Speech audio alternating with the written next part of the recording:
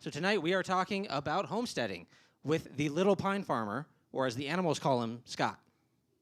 All right, give it up.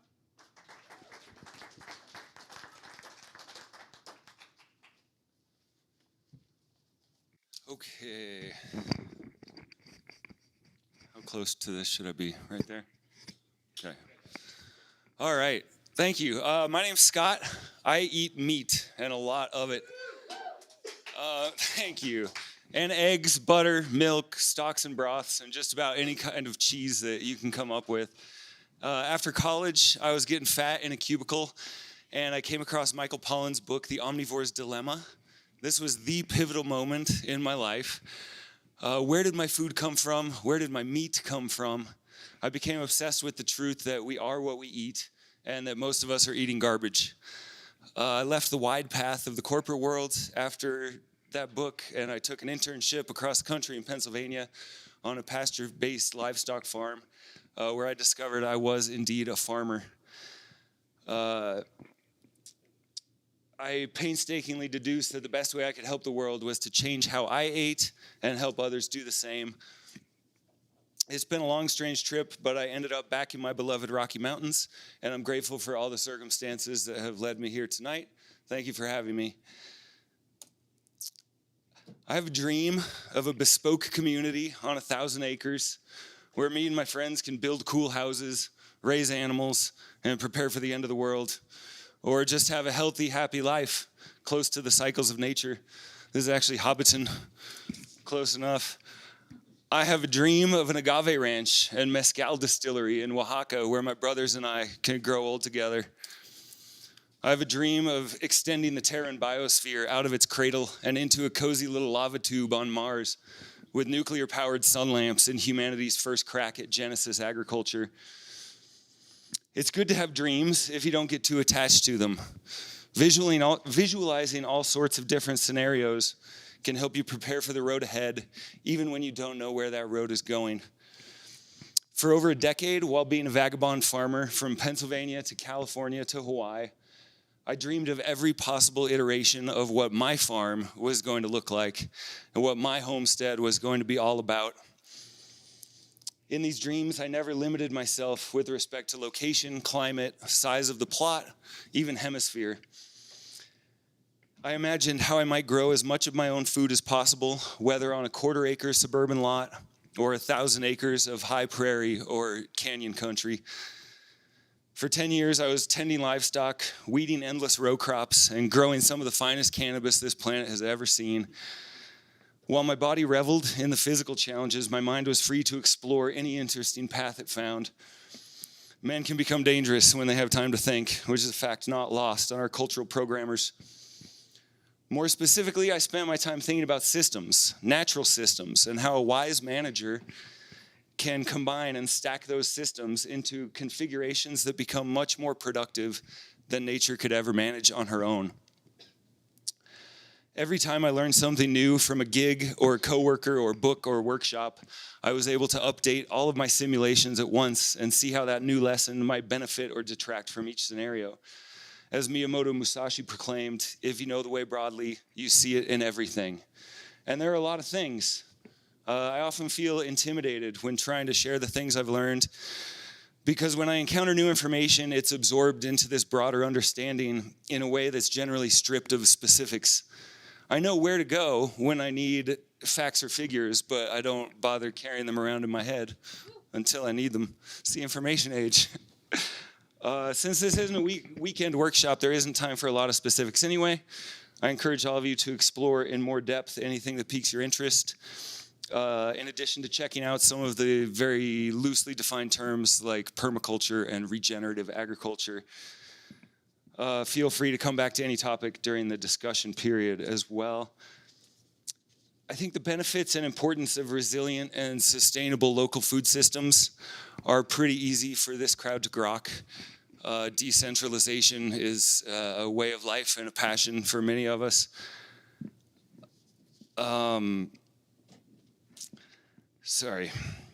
Efficiency and the modern tyrant's cry of safety have resulted in dangerous centralized control. I should have opened this beforehand. I apologize.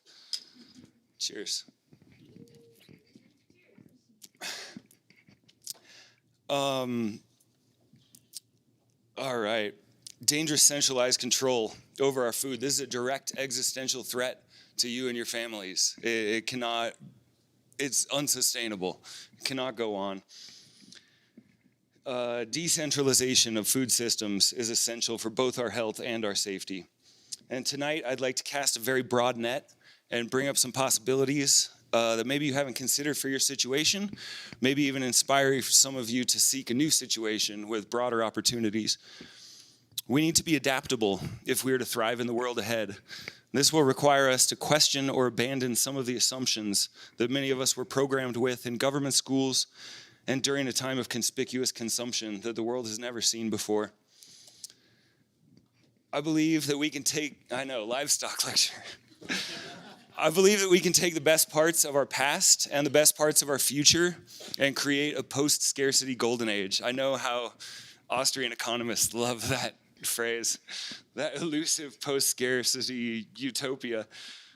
We can automate, educate, and incentivize growth and progress of our species while recognizing the real value and strength and security that comes from biodiversity and protected wilderness.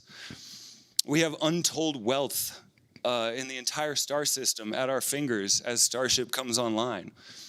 The most ambitious engineering project ever taken, and in my eyes, very much a permaculture tool.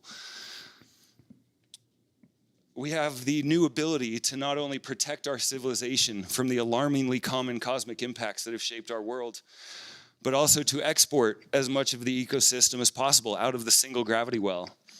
This is what sustainability and permaculture mean to me, ultimately. Life will always seek out new niches. Humans have always used technology to expand their range, and I see no reason why that should ever stop. But let's stay right here on the ground for now. A few thoughts on the idea of arable land and the programmed assumptions of modern agriculture. Arable means land that's able to be plowed. And as our plows get bigger, the concept of arable has shrunk to mean flat spaces big enough to make economic sense to run a combine. I would love to talk more about combines. I think they can be used regeneratively, but we're on livestock tonight, so we'll keep moving. I find this to be an incredibly narrow view of food production, yet it's the only one that most people can imagine. Unless we live on the plains, it's largely antithetical to the concept of local food systems. We can grow a lot more than people think, no matter where we are. Beyond simple gardening, we can even produce high-quality animal protein without the destructive economic subsidies or massive confined animal feeding operations that currently define the status quo. Okay, why livestock? First and foremost, nutrient density. A lot of reductionists in the nutrition and fitness field like to harp on the idea of calories in, calories out, as if our bodies are simple furnaces that burn those calories into usable energy. Deep down, we all understand that 100 calories of Nerds or Reese's Pieces is in no way equivalent to 100 calories of grass-fed beef or a delicious mug of bone broth with sauerkraut juice and hot sauce. I lost most of the 107 pounds that I dropped before becoming a farmer, primarily by preparing my own real food. No CrossFit or weird diets, just making everything I ate from whole ingredients.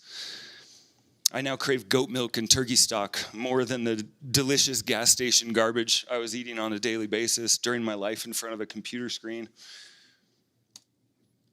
My favorite reason for relying on livestock is that animals can make it possible to obtain high-quality food on low-quality or marginal land. This is great because marginal land is just what I'm attracted to the most. Rugged mountains, clean, quiet deserts, volcanic islands with essentially zero topsoil, and prices that can't be beat. Fewer people, cleaner air, and a slower pace. These are a few of my favorite things. Mountains are terrible for gardening if you're outside of a greenhouse. And all your efforts can be destroyed by hail at any point during the short 90-day growing season. But we can use goats and yaks and buffalo and birds to convert what does grow so abundantly into amazing nutrition for humans. Animals are also essential in completing or closing certain nutrient cycles.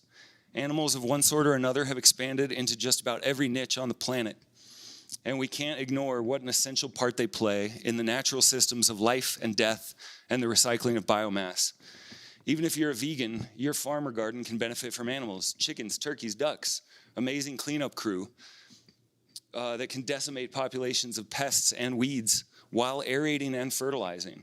And eggs are a wonderful cruelty-free source of nutrition that could never become an animal anyway if you skip out on housing the males. Eggs are an incredible edible byproduct of partnering with such great animals. Ruminants, managed wisely, can greatly accelerate soil building and increase fertility while providing us with high-quality nutrition. Increasing biodiversity on one small farm can change a whole area. As we bring in livestock, they create new niches for more life, like birds and insects, microbes, nematodes, arthropods, all of them. Livestock are essential partners as we seek to grow food in ways that mimic sustainable natural systems. Show me land without animals, and it's a strong bet we're looking at some sort of man-made blight. So let's get into it by starting big. Just in case there's a Bitcoin billionaire in the room and you do want to do that 1,000-acre bespoke community, I'm here for you. Let's do it. Yaks and buckwheat at unreasonably high elevations like they do in Tibet. Hunting and fishing right out the back door. Maybe a music festival in the summer. It'll be awesome. But onto that pesky reality where we ignored the weird friend who told us to buy Bitcoin at $600. Rural and semi-rural, 2 to 100 acres. On the larger end of this completely arbitrary scale, you have nearly limitless potential to provide for up to several households, as well as be an anchor for the surrounding community. A couple milking cows, a big flock of sheep, a herd of pigs, egg production in the hundreds or thousands per day. Big stuff. But the principles always scale. So let's get into some of those principles, starting with my favorite, management-intensive grazing, or rotational grazing. It's foundational to smaller scale food production. Large scale too, in some ways. All that romantic cowboy open range bullshit is a terrible system. We no longer have the predator populations or migration corridors sufficient to keep the herds bunched up and on the move, which is how the buffalo helped the beaver build the fertile Great Plains in the first place. Today we can use electric fences in the place of predators and make sure the herd is on each piece of pasture long enough to help it, but not long enough to hurt it. Usually following the simple rule of thumb, eat a third, leave a third, trample a third. And you can kind of see they might have left just under a third, but they trampled quite a bit. With a large enough property and a right-sized herd, you can move the animals to fresh pasture every day or two, then bring the chickens through a couple of days later to eat the fly larvae and spread the cow manure over a much greater area. It's a beautiful symphony of life that with the right conductor produces amazing food while leaving the land better than you found it. And don't forget to plan for hay cutting as well. It can be done by hand and stored in piles. We did that for thousands of years. Or you could crowdfund a small tractor and baler. Shockingly expensive. A grass pellet maker is an option we're looking into for ourselves, since storing pellets in barrels can make a lot more sense than big full haylofts. As the size of the lots decrease, more management is needed. Portable electric fences with solar power chargers were a great technological leap that allows us to put animals exactly where we want them and keep them there for as long as we need. Some folks are experimenting with the invisible fences, with the shock or vibration collars, with varying degrees of success depending on the animals and their temperament. And apparently they're having some success with cows in New Zealand, but nobody's made it work with goats yet. So a human shepherd is another great option. I would absolutely love to spend 4 hours every day with my herd, keeping them where they need to be while enjoying coffee and a book. But there are mortgage payments and extortion obligations to be met in this collapsing empire, so I don't have the time for that. And this issue of time and efficiency is my least favorite word, brings me to a quick aside here from my weird viewpoint being a back to the land accelerationist. We can pull more calories and better nutrition per acre than any industrial scale operation. But the Western gods of efficiency and control strongly discourage it. If it takes more man hours to build Eden, we're going to go ahead and stick to the combines until we create the next Dust Bowl instead, because it takes too many man hours to do it the right way. Until the collapse is in full swing and manual labor becomes cheap and ubiquitous out of desperation, robotics and automation hold a ton of potential.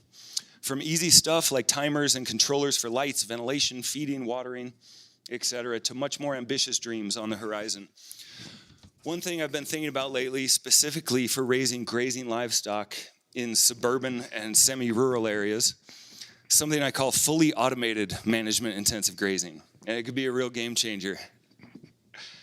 An Optimus or Atlas type robot with a RoboDog assistant could go out in the morning, take the herd to the day's specified pasture defined by GPS and existing invisible fence mapping tools, keep them in the appropriate area, protect certain plantings as instructed, and maybe even do a little weeding of invasive species while on site.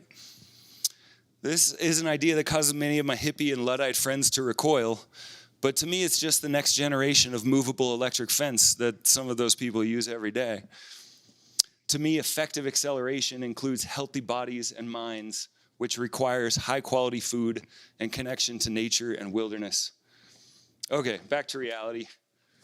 My size, 2 acres. I am right here. Semi-rural. Mountain plots are interesting in that the acreage numbers don't really tell you much about the usability of the lot. I have a friend with 5 acres who has a usable space of about a quarter acre suburban lot. Yet every single inch of my 2 acres is a gentle slope pointing almost perfectly south. We have essentially no rocks bigger than a tennis ball, and we enjoy a remarkable and at times bewildering little microclimate that longtime locals call the banana belt. A moniker we intend on making literal with some ambitious greenhouse goals, but that's another lecture. A rough estimate via Google Earth reveals more than 20 acres of open pasture space within less than a 5-minute walk of my 2 acres, and many more acres of grass under the pine trees. Observation over a couple of years has shown me that most of the land is mowed 4 to 8 times a year, a wasteful and noisy practice that requires expensive fuel and machines, and why one in every garage. Leaving the grass for just the deer would result in dangerously high fuel loads for fires, so why not turn it into meat? Over the winter, I've approached a couple of neighbors who have existing fences, but little or no gardening or landscaping going on. And the first one has just invited me and my little herd to graze their property this year. I'll be gifting them some bakery goods and other products and eventually concoct a formula for cutting them in on an appropriate amount of milk and meat.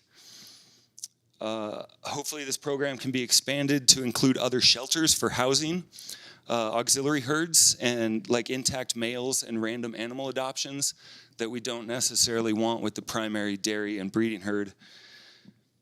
There's half a dozen old horse barns in my neighborhood that haven't seen an animal in a decade. There's just so much potential. This brings me to a point about community engagement in general. I no longer think along the lines of growing all my own food as much as I think about helping my neighborhood grow all our own food. We're social animals, and we can survive and thrive much better as a tribe. It's how our evolution has wired us. What happens to your super productive 2 acres if nobody around you is growing anything and shit hits the fan? How sustainable is your operation after the looters are done with it? These are questions that I believe can lead to an exciting and productive revisualization of suburban sprawl. What if a significant portion of your neighborhood is producing and storing food together, embarking on hunting and fishing expeditions together, discussing mutual defense plans together while working outside and having fun, creating lifestyles that other people will naturally want to emulate? What if we spent fewer hours collecting dollars and more hours growing food and connecting with the people around us? What if instead of just churches or bars, we had beautiful spaces for neighbors to gather for education, recreation, and organization? these are some of the primary motivations behind Little Pine Farm. A robust foundation of garden and livestock to provide the bulk of our own diet and ingredients for value-added products. This is little Felicity. She's pregnant now and due probably inside of a month. This was her at a few weeks old. We have goats for milk and meat, a mixed flock of chickens and turkeys for meat and eggs. Pivoting hard to turkeys. I like them better. The eggs, the meat, the stock, all of it. And the foxes don't mess with the big turkey in my neighborhood, which is a huge plus. These efforts are paired with a commercial compost project and a nursery to localize fertilizer production and planting stock so others can grow more of their own food. In addition to providing the means to grow, we also want to provide an attractive gathering space for workshops, private dinners, neighborhood barbecues, high-end tourism experience, and really just a hyper-local hang spot. A place where neighbors can mosey over after work, or the kids can go to bed, after work or after the kids go to bed, where there are no commercial motives, just conversation between the people with whom you share your little corner of the world. Our planned 120-foot tropical greenhouse will be the centerpiece of that effort. We hope to break ground on that within the next 2 years. Show, don't tell, is one of my most cherished mantras.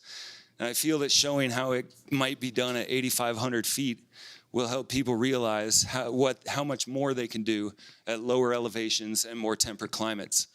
If I can make it up there, you can make it anywhere. Although you do have bigger hail down here, when you get that high, it doesn't have time to increase in diameter. Pretty cool. Didn't know that until I lived up there. All right, let's do this. Time to rock the suburbs. I think the suburbs have a ton of potential. If a couple neighbors can start showing what's possible in terms of production and lifestyle, things could take off quickly, especially as food prices continue to climb. This is the scale also where I think local government efforts can still have an effect, and I salute those of you working on that level.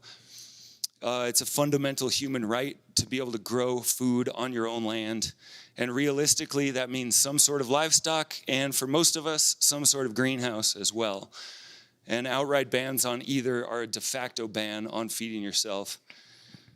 We can push to expand cottage food laws, push to allow home kitchens to be inspected as certified commercial kitchens, increase access and options for vending on both public and private property.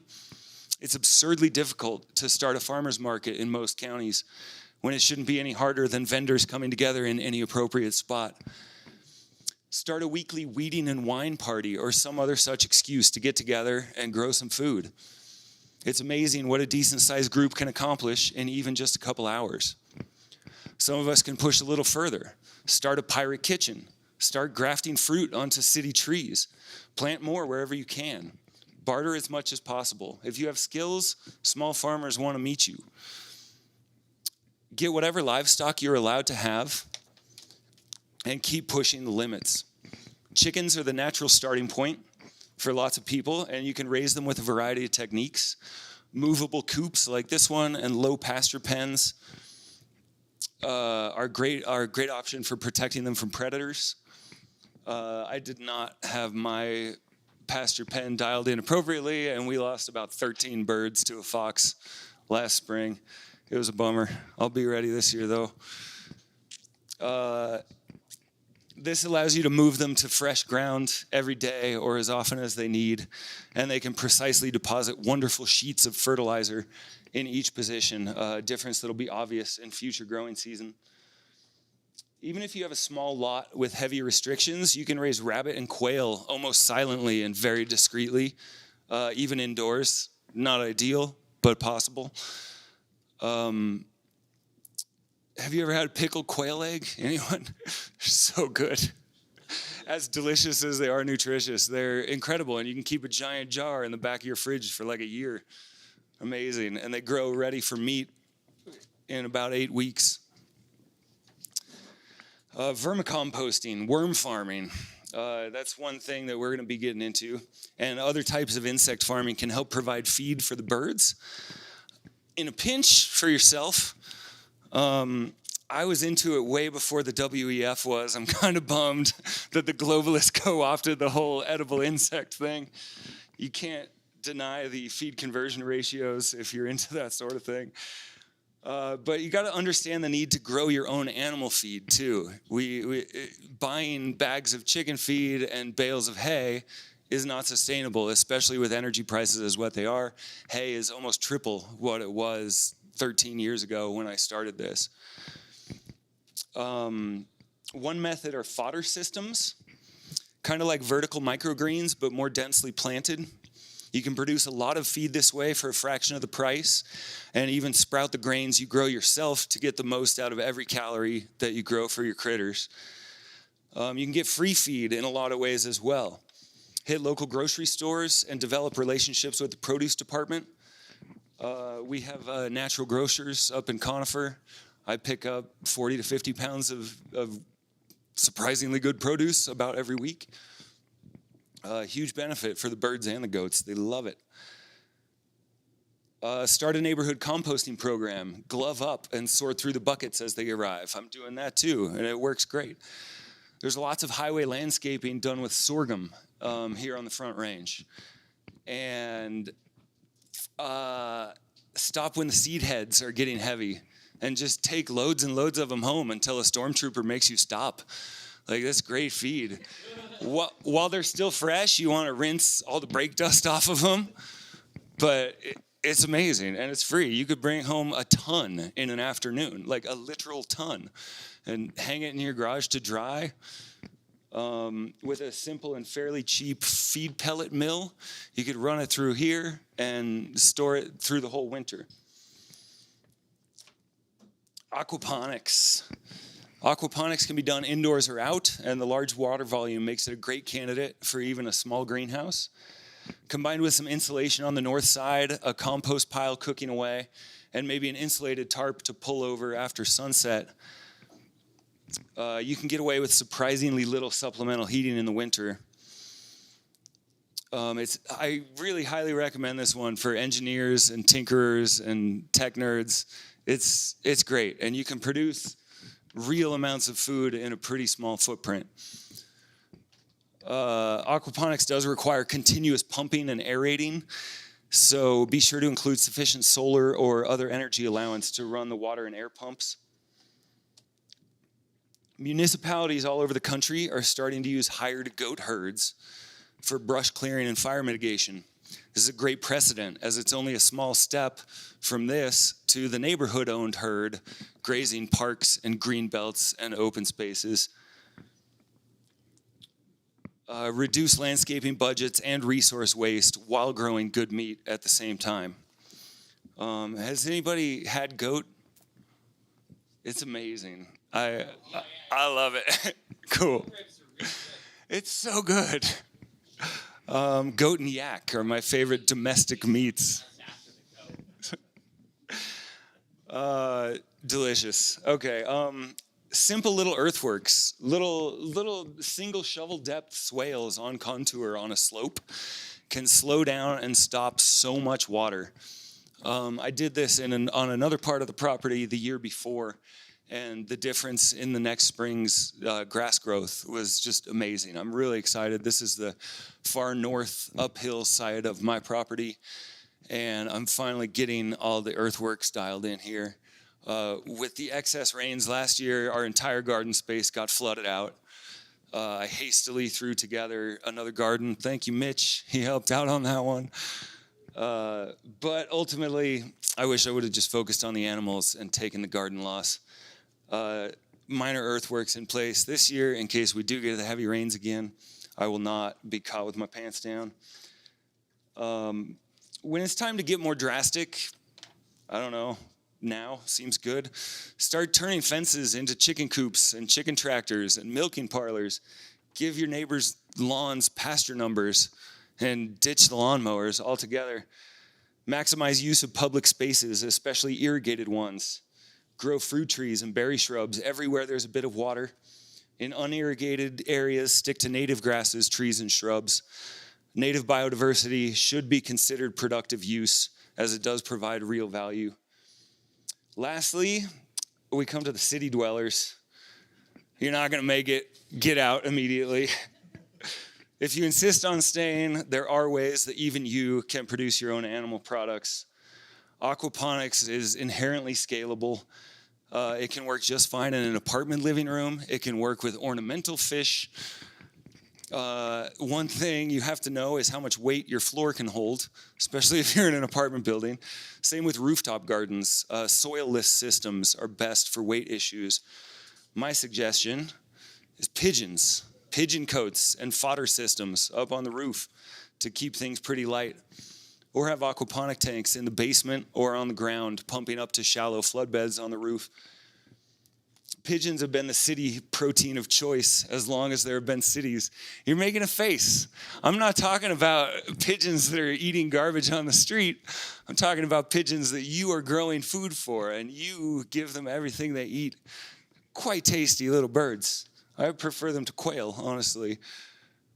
On the more ambitious but still realistic side of things, you could get a neighborhood group together and buy or lease larger spaces for any of these types of projects, or crowdfund your own farm outside the city. Hire a farmer to manage it. You wouldn't necessarily have to start from scratch there. You could find a farmer doing a robust CSA and negotiate a rate for your whole neighborhood group. Preferably a rate that involves you guys getting out there and doing a bunch of the work yourselves. They would be really stoked on that. Denver is a very sprawling city. It's got a lot of space. Just driving in here this morning, I only make it down here once every couple of months, but with these topics on my mind, driving from the base of the mountains to here, it's shocking how much open space there is. And most of it is growing awesome grass, and most of that grass is cut with gasoline and machines. And there's a better way.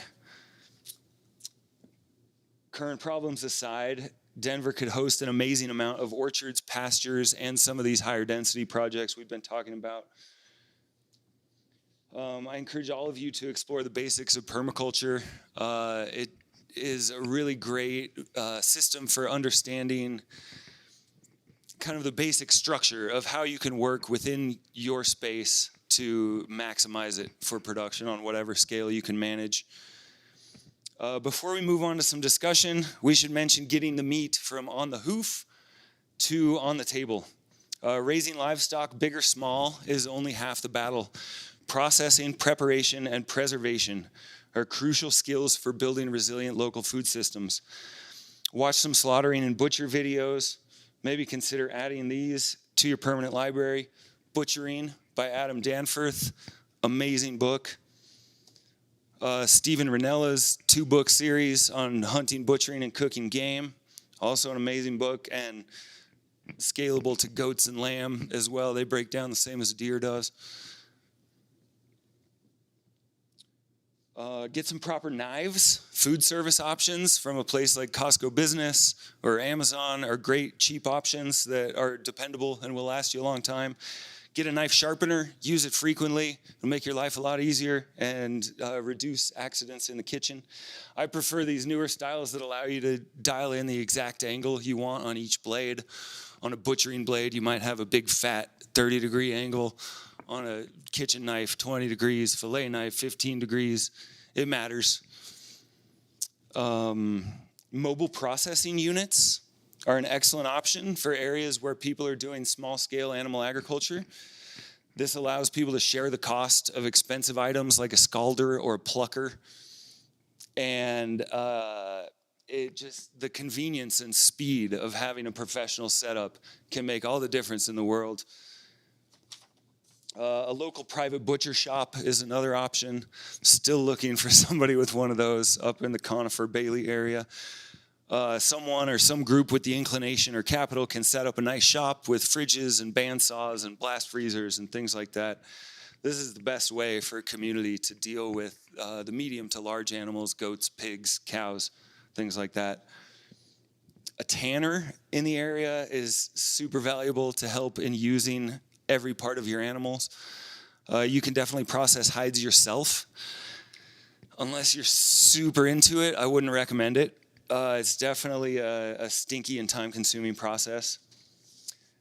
Soaps and salves and lotions made from animal fat and tallow, far superior to the petrochemical heavy stuff. A word on storing. Freezing is the obvious option that everybody goes for. I love it for preserving a few choice cuts, a leg that I'm going to smoke, a rack of ribs that I'm going to prepare carefully, things like that. But what do you do when the power goes out?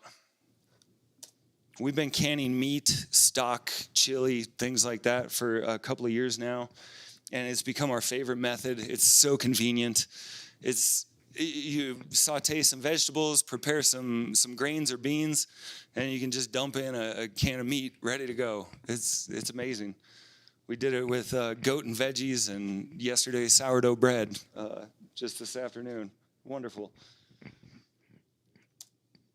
There's other methods of cheating the ravages of time and spoilage. A freeze dryer can be a valuable tool for a whole neighborhood. Those have dropped dramatically in price over the last decade. I think you can get a decent size one for $2,000 or $3,000 now. The cheapest units used to be $15,000 or $20,000, so that's great. Jerky or pemmican are divine. Vac sealing them with an oxygen absorber is shelf-stable nutrition for years. Water glassing eggs, putting clean, fresh eggs, clean but unwashed fresh eggs into water and pickling lime. Keep them good for a year or more. We didn't make it a year with any of ours. We used the last one at like 10 months, and it was still great. It doesn't cook up into a proper fried egg anymore. The yolk gets a little loose, but it's perfectly usable for every other situation. Big fans of this one. Dig root cellars if you can. Definitely don't turn them into underground bunkers and shooting ranges. But everything keeps longer in a stable environment, and it gives you a place to do old school preservation methods like hams, hard sausages, hard cheeses. A final plea tonight to all of you: learn how to cook. Being able to prepare whole foods is very intimidating to a lot of people, and it discourages them into grabbing terrible convenience options. But it's so simple. My best recommendation to help in this department is watching the entire series of Good Eats like 4 times. Alton Brown is an angel and a master teacher who helps you understand every step and method rather than just throwing a recipe at you. Between my mama and Alton Brown, I am a damn fine home cook, which makes it easier to be healthy and drastically reduce my cost of living. And that's about all I have. Thank you all for coming out tonight.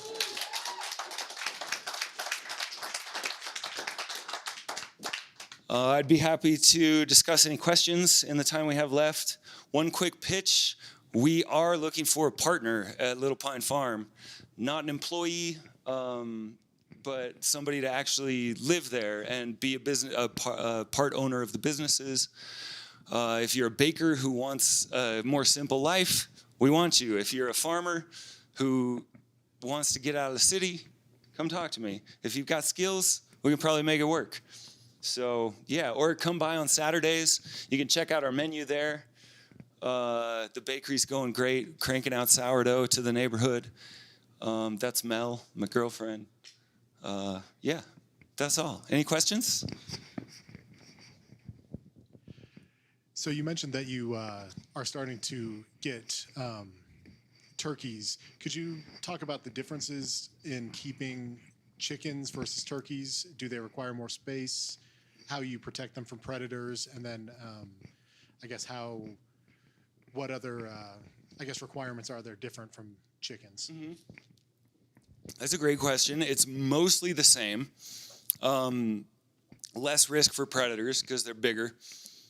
Young turkeys, especially hatchlings, are very stupid. They're probably like the stupidest creature a farmer ever encounters. If you're trying to raise a lot of them, they'll pile up on each other and smother the ones on the bottom. Typically, if you had like 10 or more turkey chicks, you would want at least 1 chicken in there, 1 chicken for every 10 turkeys. And the chicken chick teaches the turkeys how to stay alive. Shows them where the water is, shows them where the food is. But really, other than that, in terms of keeping them, there's not a whole lot of difference. Chickens lay a lot more eggs, especially the laying breeds. With a turkey, you'll get 50 to 100 eggs a year. It's highly variable depending on the breed. With chickens, you can get 250 or 300 eggs a year out of a single bird. So, but, we're not after commercial eggs. I prefer turkey eggs. They have more fat in them. They're a little richer. I think the meat and stock just have so much more flavor. So yeah, that's a good question. There's two types: the hybrids, the giant whites, and the broad-breasted bronze that you can get at Tractor Supply or Big R or whatever. Those are great. They're delicious if you raise them on pasture, but they're not viable for long-term breeding operations. We just got our first 4 heritage breed turkeys in hopes of providing other people in the neighborhood with a breedable option.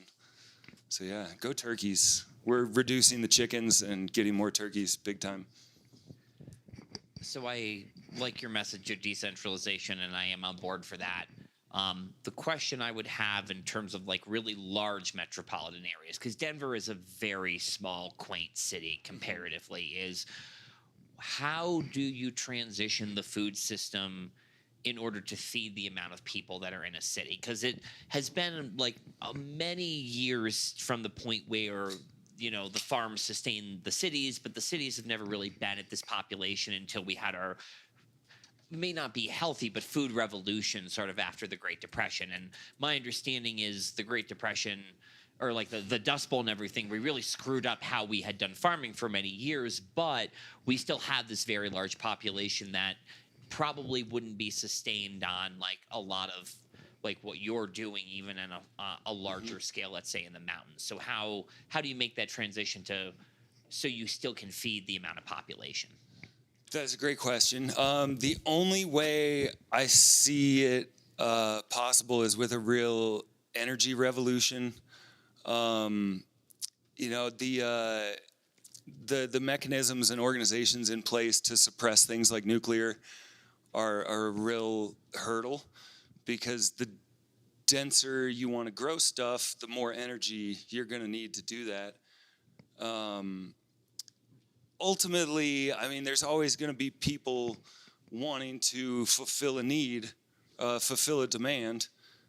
And there's a lot of, my first farm gig was 2 hours outside of New York City in Pennsylvania. And it was near Benton. Yeah, just south of Benton a ways. But, we would go in. We had a farm market in Philadelphia that we hit. And so there is a lot. And, there's a great tradition of merchants and farmers coming to the city on the weekend. Obviously, right now that's only possible because of the massive fuel subsidies and things that we enjoy from being in the petrodollar empire. Ultimately, I don't think it's viable to have densities as high as like New York. I don't disagree with you. And like on a transition where naturally you have less people is fine.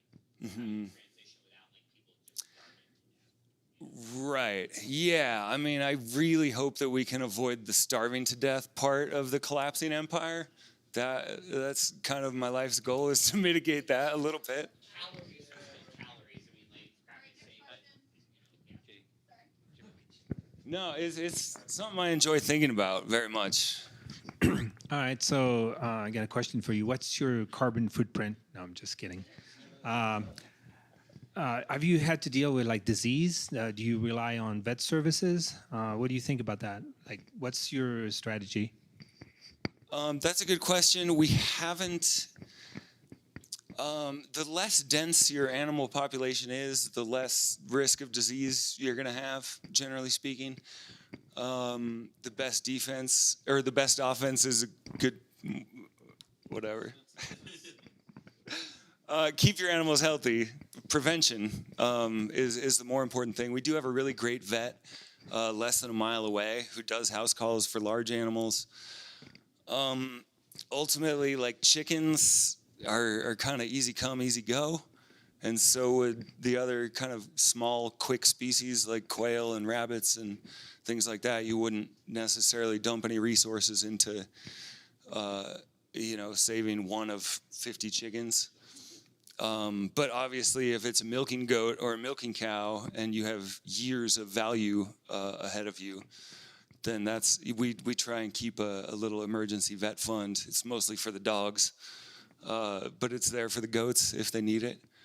We don't use any like vaccinations or anything else on the farm animals. And yeah, in 13 years, I've never really dealt with any diseases. And I've run some pretty big herds. I've run, 60 head of cattle at a time. And, but they were cattle like the ones we saw before, and they had beautiful green pasture to move to every day.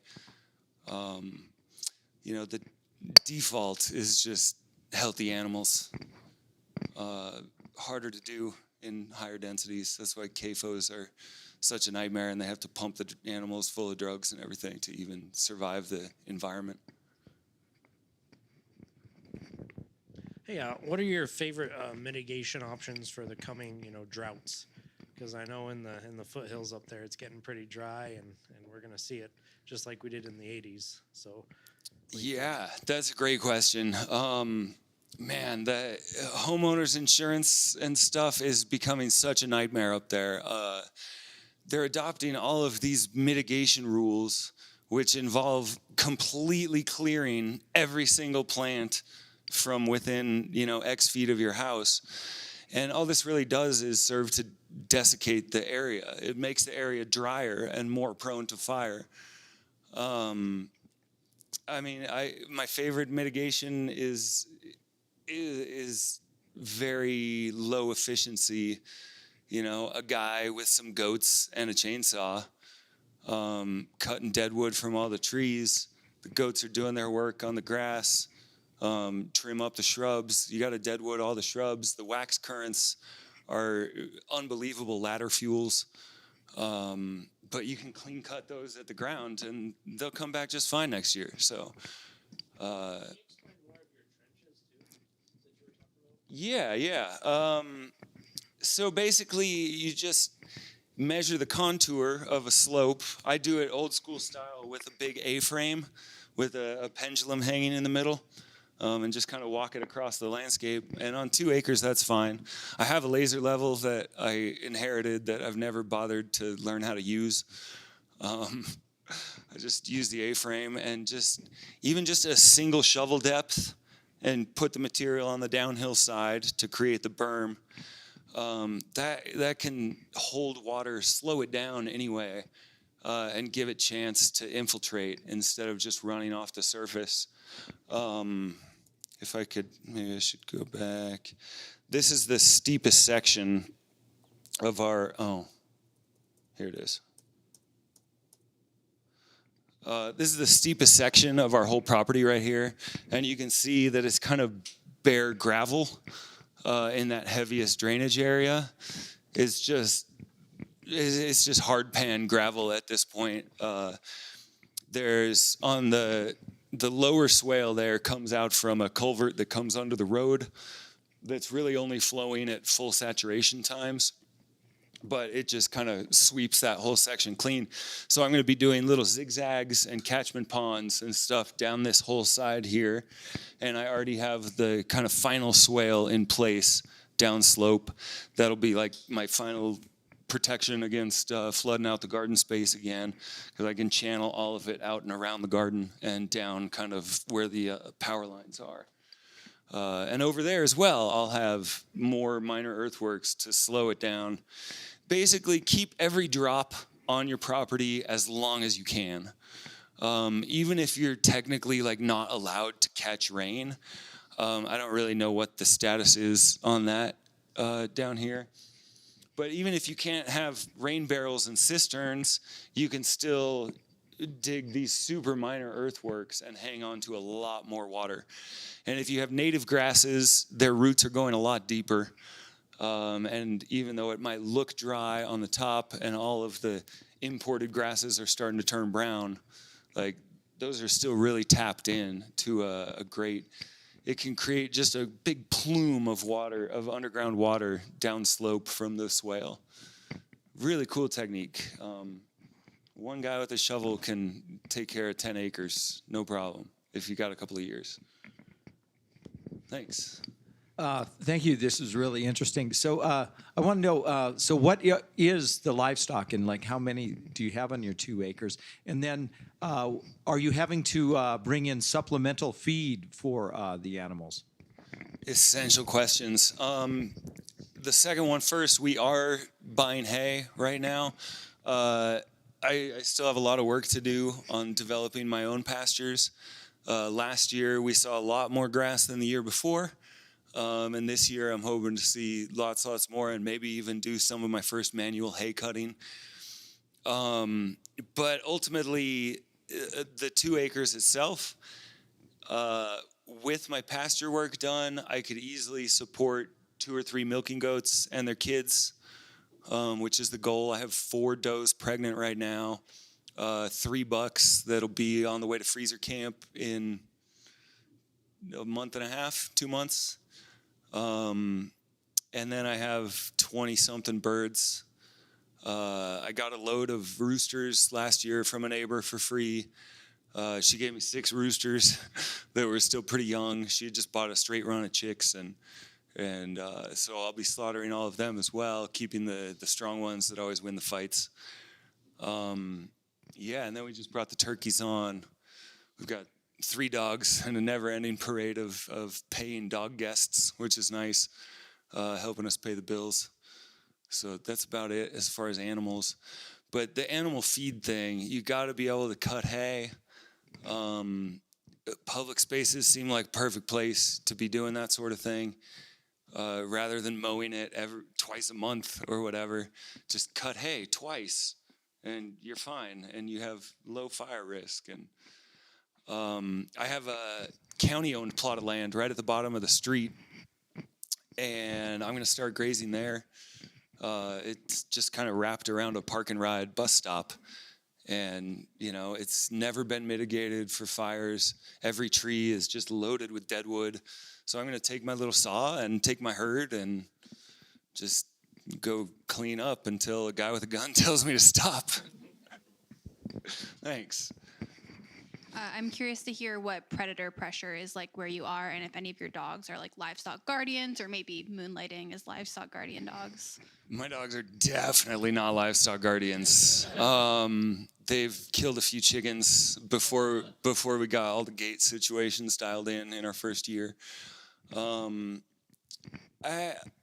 predator pressure is light for the area because we are like right on the highway at the junction, Pine Junction, out 285, kind of the only stoplight till you get to Fairplay. And I think being that close to the junction really reduces the bears, because our neighbors, you know, just up the hill, they get bears all the time, just a quarter of a mile away. The lions tend to stick to the deer, but I do have like cattle panels all up around my goat pens, and they're like locked away at night. It would at the very least slow down a lion enough to give me time to get out there. And they hunt through our yard all the time, and we've never had an issue.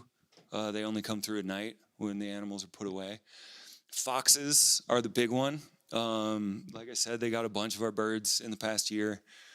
I got one of them, but there's another one out there somewhere. The turkeys are great. The fox doesn't seem to come around when the turkeys are around, which is awesome. You got a bunch of young turkeys last spring, but the big ones are great. And I think big black birds, the crows and ravens are so ubiquitous up there that I think a lot of predators just see a group of black birds and moves on. That's my theory anyway. So I'm going New Jersey Giants on the chickens, which are big black birds, and then the black Spanish turkeys. I got two questions. So the first one you sort of indirectly answered, but about the turkeys. It's always blown my mind that it's pretty much impossible to buy turkey eggs anywhere. I don't think I've ever seen them anywhere. So can you talk a little bit about why that doesn't scale and why it's almost impossible to buy them? And then two, can you talk about how you funded this coming up, how you fund it on a regular basis, and what your revenue model is?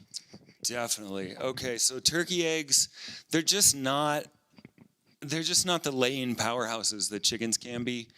And they don't lay in the same place. Typically, you have to go and kind of hunt down the eggs, whereas chickens will put it in the same place every single day. So it's just much more easy for commercial operations, and they'll lay 3 times more in a year. And they're smaller animals, so they require less feed. It's efficiency across the board. We won't be selling any turkey eggs. The ones we don't hatch ourselves are first to be eaten. They're just so good. As far as funding, that's a great question. My girlfriend was in the finance game for 20 years, and her last gig was out of San Diego. I was working on a farm down there while she did that. And then as soon as they let her go full-time remote, a year and a half or whatever into the pandemic, we're like, great, time to get back to Colorado. So she was able to get us into the cheapest house in the neighborhood.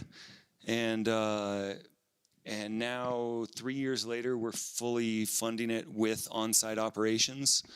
The bakery is kind of the primary effort. And then I watch some dogs on the down low, and that kind of picks up the slack.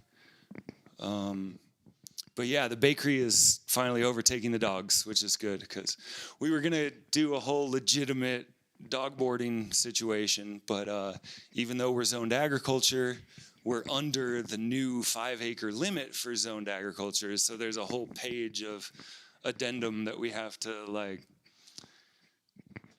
preaching to the choir here, but yeah, so dogs and bread is how we're currently funding it. We're going to do maybe 3 more questions. I may have understood, but I thought you said that black birds seem to, in your opinion or hope, predators are deterred by black birds. Did I hear I have that right? no Did data you on that. explain them? Sorry? You have no data. It's not like a sign of death or something like that. No. I think they're just mistaken for crows and ravens from a distance. I mean, I look out the window all the time and I'll see crows eating next to my New Jersey Giants, and often I have to do a double take to see which is which.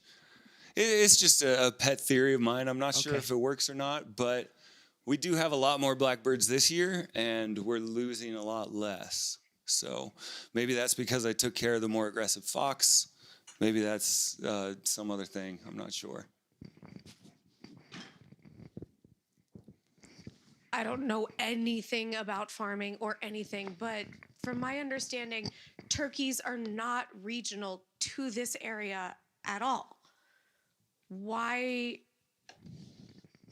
I don't understand what we think, what's going on, that turkeys are supposed to be thriving and we're getting all of this farm economy from turkeys here. I thought that we didn't do turkeys here. I mean, wild turkeys are native to pretty much the entire continent. That's why they were going to be the national bird instead of the bald eagle. I wish they would be, because they're way better. But yeah, I mean, I know Utah is one of the biggest turkey producers on the planet, as far as the white meat birds. We grew up in the Northeast, and you see turkeys, you see them around. Yeah. In my 10 years in Colorado, I didn't. Oh, we've got wild ones all over the neighborhood. Yeah. Yeah. They interbreed with people's flocks all the time, and. I'm fine with being corrected. I just Yeah, they're around.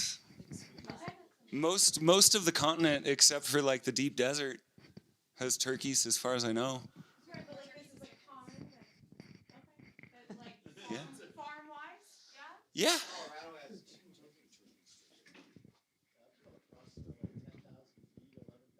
Oh yeah. So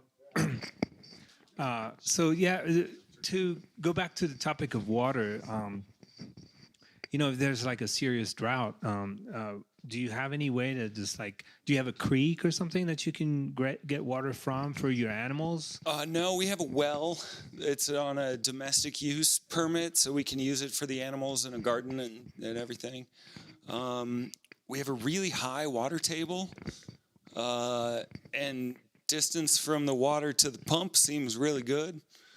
So I'm not too worried about it, especially with everything I'm doing on the property, which will only increase infiltration. So I'm hoping that as any drought conditions creep in, they can be at least partially offset by just slowing and stopping more water on my property. That's our talk. Give it up for the little pine farmer.